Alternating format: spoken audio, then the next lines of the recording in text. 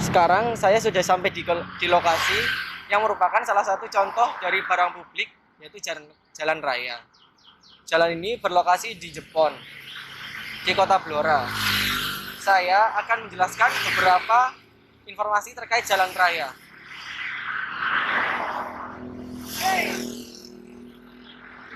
Sejarah jalan raya di Indonesia sendiri, pembangunan jalan raya tak lepas dari pengaruh zaman Belanda.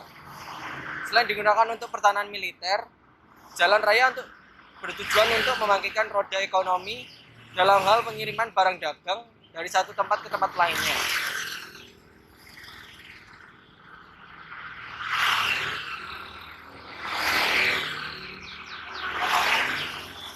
Seiring berkembangnya zaman dan kebutuhan manusia, pembangunan jalan di Indonesia mengalami perubahan yang sangat signifikan.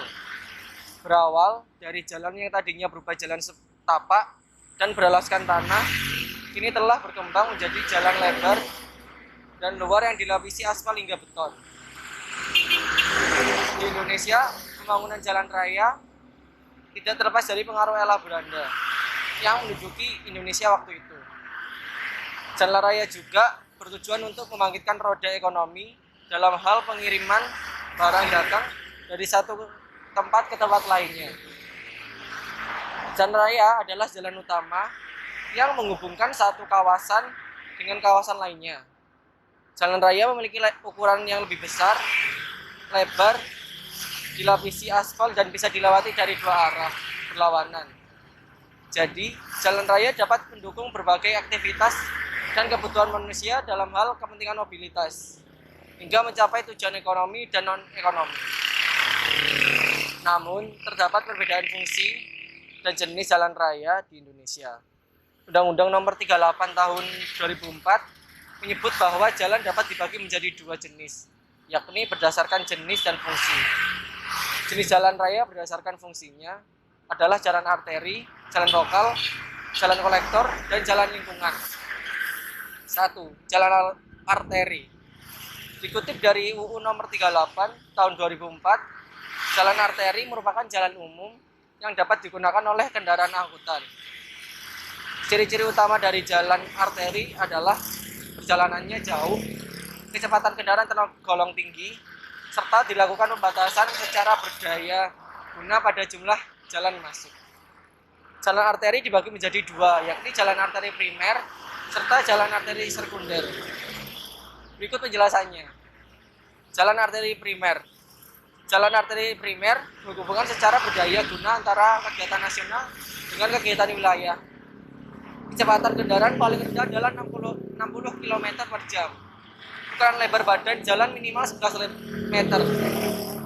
Lalu lintas kendaraan di jalan arteri primer tidak boleh diganggu oleh lalu lintas ulang-alik. Lalu lintas dan kegiatan lokal serta tidak boleh terputus di area perkotaan. Jalan arteri sekunder. Jalan arteri sekunder menghubungkan kawasan primer dengan kawasan sekunder ke satu serta kawasan sekunder kedua. Kecepatan kendaraan paling rendah adalah 30 km per jam. Ukuran lebar badan jalan adalah minimal 11 meter. Lalu lintas cepat tidak boleh terganggu oleh lalu lintas lambat.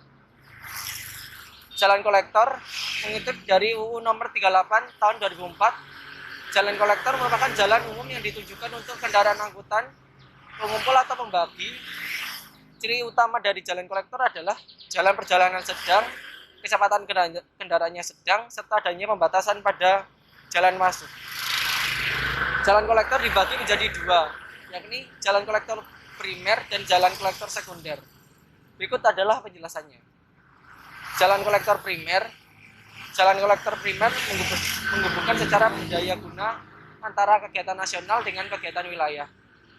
Kecepatan kendaraan paling rendah adalah 40 km per jam. Ukuran lebar badan jalan adalah minimal 9 meter. Dilakukan pembatasan pada jalan masuk. Jalan kolektor sekunder menghubungkan kawasan sekunder kedua dengan kawasan sekunder ketiga. Kecepatan kendaraan paling rendah adalah 20 km per jam. Yang ketiga, jalan lokal. Dikutip dari UU nomor 38 tahun 2004, jalan lokal merupakan jalan umum yang ditujukan untuk kendaraan angkutan lokal. Ciri utama dari jalan lokal adalah jarak perjalanannya dekat, kecepatan kendaraan tergolong rendah, serta adanya pembatasan pada jalan maksud. Jalan lokal dibagi menjadi dua, yakni jalan lokal primer dan jalan lokal sekunder. Berikut penjelasannya. Jalan lokal primer menghubungkan antara kegiatan nasional dengan kegiatan lingkungan. Kecepatan kendaraan paling rendah adalah 20 km per jam. Jalan lokal sekunder menghubungkan kawasan sekunder ke-1, ke-2, dan ke-3 dengan kawasan perumahan. Kecepatan kendaraan paling rendah adalah 10 km per jam. Ukuran lebar badan jalan adalah 7,5 meter. Yang keempat, jalan lingkungan.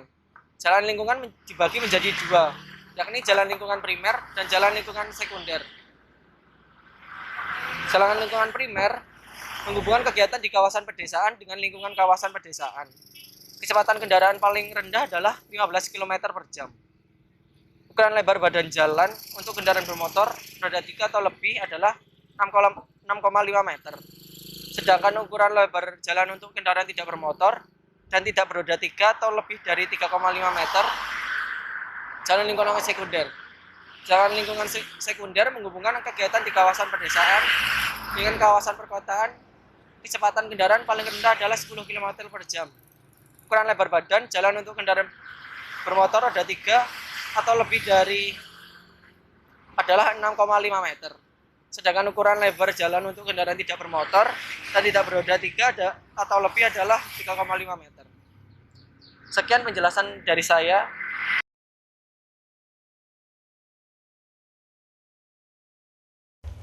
Baik, saya akan menjelaskan apa itu barang publik.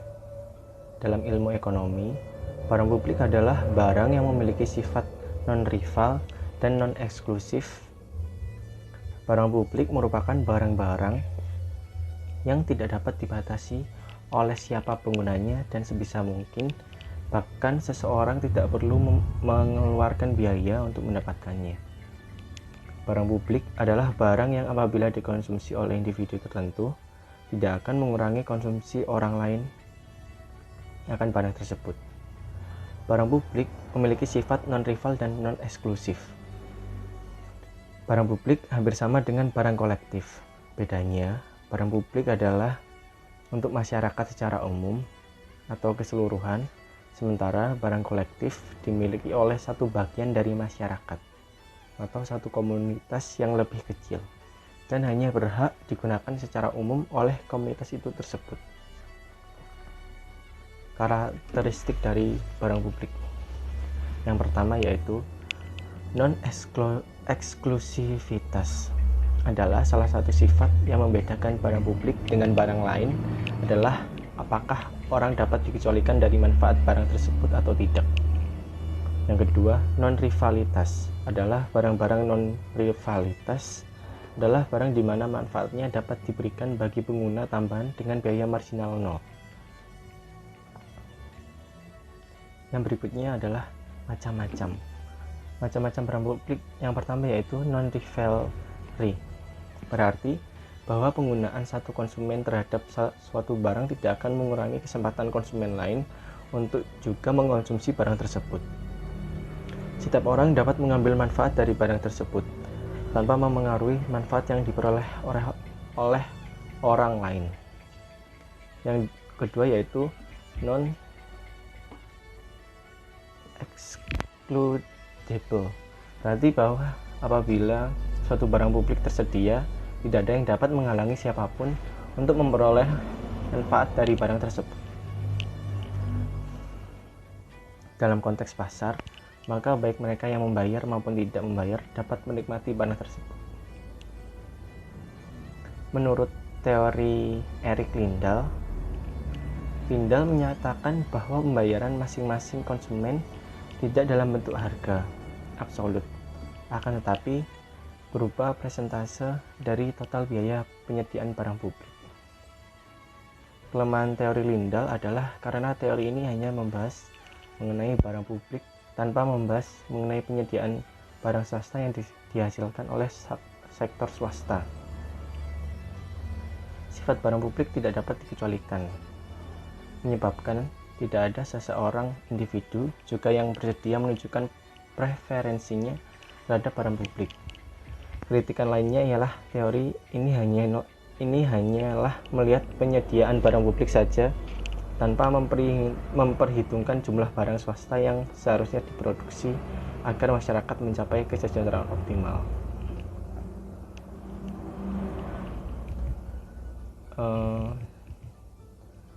Dari foto atau data tersebut, yaitu proporsi jalan nasional dalam kondisi baik dan sedang. Menurut Badan Pusat Statistik atau BPS, sampai 2020 sekitar 91,27% jalan nasional berada dalam kondisi mantap, turun 1,54 poin presentasi dibandingkan tahun sebelumnya yang sebesar 92,81. Kondisi mantap menurut definisi Kementerian Pekerjaan Umum dan Perumahan Rakyat atau PUPR adalah jalan dengan kondisi baik dan sedang. Sementara jalan nasional adalah jalan arteri primer, jalan yang menjadi penghubung antar ibu kota provinsi, jalan tol, dan jalan strategis nasional. Jadi, dan ada tantangan dan solusi. Tantangannya yaitu Kementerian Pekerjaan Umum dan Perumahan Rakyat atau PUPR memperkirakan jumlah jalan nasional yang rusak pada 2022 akan bertambah. Pasalnya, kesenjangan antara kebutuhan preservasi jalan dan anggaran yang tersedia terus melebar dari tahun ke tahun. Direktorat Jenderal Bina Marga atau DJBM mencatat hingga akhir tahun 2021 total jalan nasional yang mengalami kerusakan mencapai 3.848,2 km atau km. Banyaknya jalan yang rusak di tanah air saat musim penghujan tiba menjadi pekerjaan rumah yang tidak ada hentinya bagi pemerintah. Kondisi jalan yang rusak sering menyebabkan kecelakaan, bahkan mengakibatkan jatuh korban dan kerugian harta benda akibat terperosok atau terserempet atau ditabrak kendaraan lain saat menghindari jalan rusak tersebut.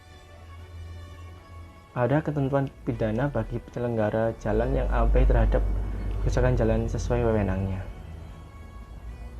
Pasal 273 UU nomor 22 tahun 2009 menyebutkan setiap penyelenggara jalan yang tidak dengan segera dan patut memperbaiki jalan yang rusak yang mengakibatkan jalan kecelakaan lalu lintas sehingga menimbulkan korban, luka ringan dan atau kerusakan kendaraan dipidana kurungan paling lama 6 bulan atau denda maksimal Rp 12 juta.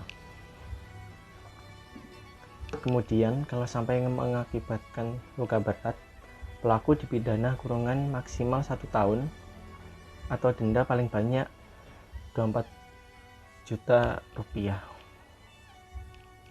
Jika korban meninggal dunia, dapat dipidana penjara hingga 5 tahun atau denda paling banyak yaitu 120 juta rupiah.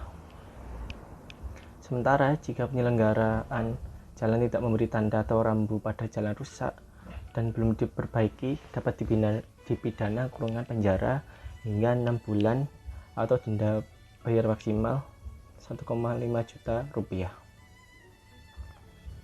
Terus selanjutnya yaitu prospek.